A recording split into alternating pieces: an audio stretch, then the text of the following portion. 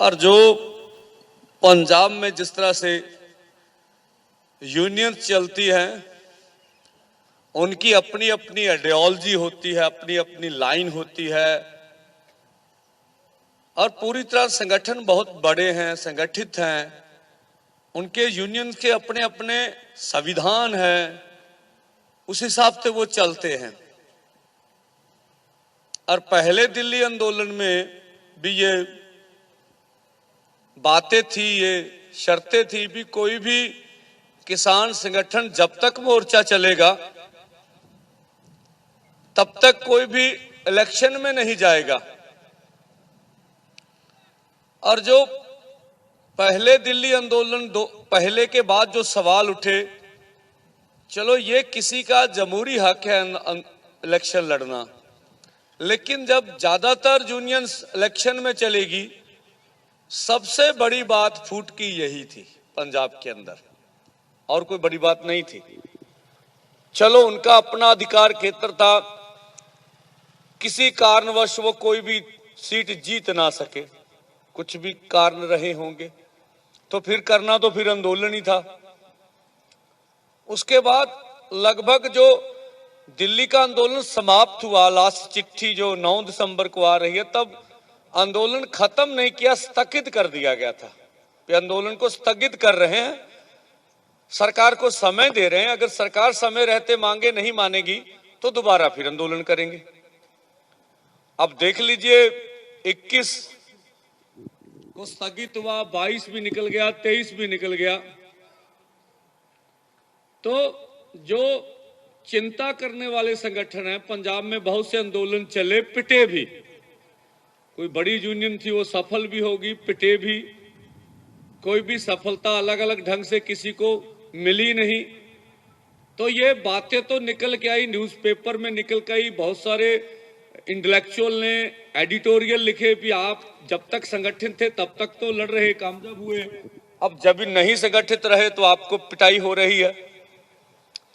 तो कोशिश तब से हमारी थी, हमारी यूनियन जो पंजाब में चलती, किसान मजदूर संघर्ष कमेटी पंजाब, ये मोहड़ी साहब भी एसकेएम के साथी थे, सुरेश कौथ भी एसकेएम के थे, डॉक्टर दर्शनपाल भी एसकेएम थे, बहुत से साथी मिलते थे हमें।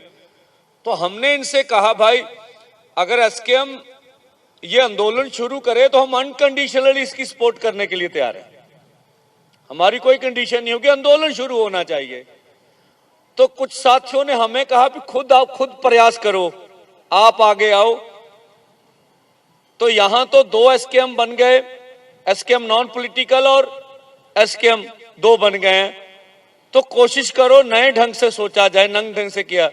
चलो हमने कोशिश शुरू कर दी और पहले उत्तर भारत के 18 संगठन इकट्ठे हुए।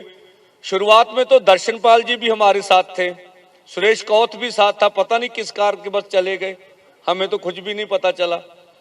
अब देखिए, कोई नेचुरली भगवान की कृपा से कुछ कार्य हो जाते हैं। हरियाणा में और पंजाब के पास वाले में बाढ़ आ गया। अब सब कोस रहे हैं एक दूसरे को भी, एसकेएम तो लड़ाई नहीं लड़ रहा है। हमने प्रस्ताव रखा, भाई जो लड़ना चाहते हैं उनके साथ आप मिलते नहीं हो, जो नहीं लड़ना चाहते उनका झंडा ले आते हो हमारे प्रोग्राम में। तो सबका फैसला हो गया भी चलो, एसकेएम का जो रूल है वो संगठनों को इकट्ठे होकर लड़ने से रोक नहीं सकता, उसकी एक लाइन है। तो हमने बोला अच्छी बात है। तो हमने एक बाढ़ के ऊपर कॉल कर दी, चंडीगढ़ की ओर। ये 18 संगठन थे, तो किसी भी दूसरे और फोरम का हमें हेल्प नहीं मिला। चलो हम गए, हरियाणा वाले हरियाणा में पिट गए, पंजाब के एक संगरूर में बीके जो आजाद के साथी थे, उनके एक साथी शहीद हो गए। आंदोलन हमने खूब लड़ा, 10-12 दिन में हमने परिस्थितियां कंट्रोल कर ली। और उसके बाद फिर दोबारा हमने रेल रोको का ऐलान कर दिया। पहले 2 दिन पंजाब में रेल जाम हुई और तीसरे दिन ये हमने अंबाले में भी रेल रोको की। एक बार फिर लोगों की आशा बढ़ी, ये आंदोलन फिर हो रहा है, भाई किसान उठ खड़े हैं। उसी बीच डॉक्टर स्वामीनाथन कमीशन का देहांत हो गया। तो जलंधर में मीटिंग कॉल की गई। मुझे राज्यपाल के एक साथी का फोन आया कि हम डॉक्टर स्वामीनाथन कमीशन के सबके लिए काम किया, वहां कम से कम उसके नाम पर इकट्ठे हो जाएं। मैंने बोला ठीक है, कोई बुरी बात नहीं, हम इकट्ठे होंगे। क्योंकि राज्यपाल के 5 संगठन भी अलग हो गए थे। एसकेएम अलग था, राज्यपाल के पंजाब 5 संगठन अलग थे। एसकेएम नॉन पॉलिटिकल अलग था, अलग संगठन, हम अलग थे। ये पंजाब की अवस्था। तो वो हमने एक चिट्ठी बनाई 18 अपनी यूनियन से उत्तर भारत की, कि अगर ऐसे इकट्ठे हो गए तो तू मैं हो जाएगी, तो ये अच्छा नहीं रहेगा, प्रेस में बुरा चला जाएगा। तो हमने एक चिट्ठी बना के उनको दी कि असूली एकता, सिद्धांतक एकता करें। जो पिछले आंदोलन में कमियां रह गई, अब उसका रिव्यू करेंगे, वो तो रिव्यू होगा नहीं, कोई कुछ बोलेगा। उसमें जो कमियां रहेगी आगे कैसे दूर की जा सके, उस पे को फार्मूला बना ले। तो हमने उन्हें चिट्ठी दी, उनके साथियों से, उस समय मंजीत राय उन्हीं के साथ से, उनको घर में गए, फिर ये एजेंडा दीजिए, पहले एजेंडा तय कर ले भी किसके ऊपर चर्चा होगी, ऐसे इकट्ठे हो जाएंगे तो बात तो बनेगी नहीं। बोले ठीक है, आपका बात ठीक है।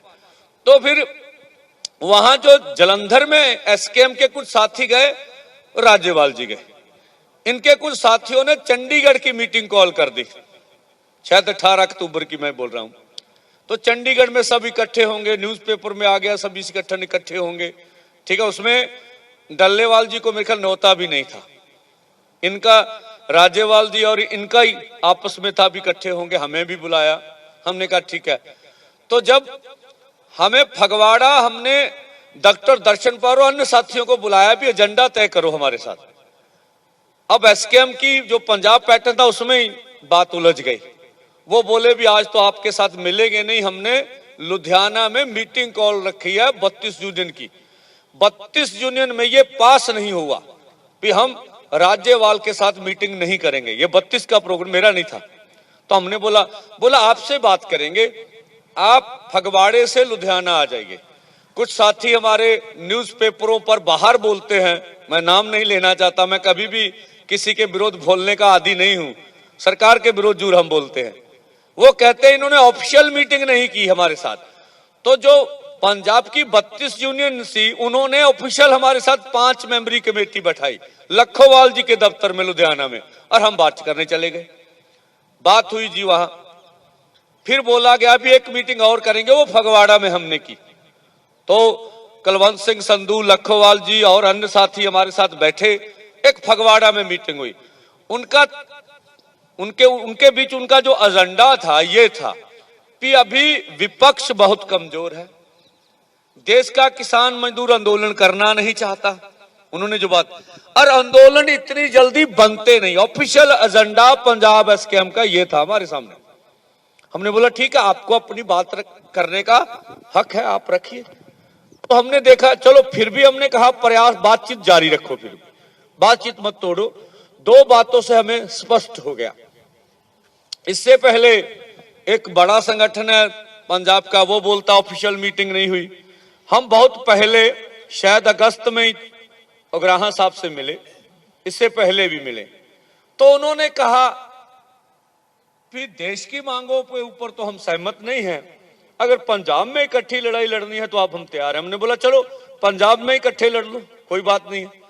तो पराली के मुद्दे में डल्लेवाल साहब से हमने बात की, तो पराली का इशू बहुत बड़ा बन गया। आपको घटना का मालूम होगा, पटियाला में घटना घटी, किसी अधिकारी को किसान ने जबरदस्ती पराली को आग लगाने के लिए कह दिया, बड़ा हो हल्ला हुआ।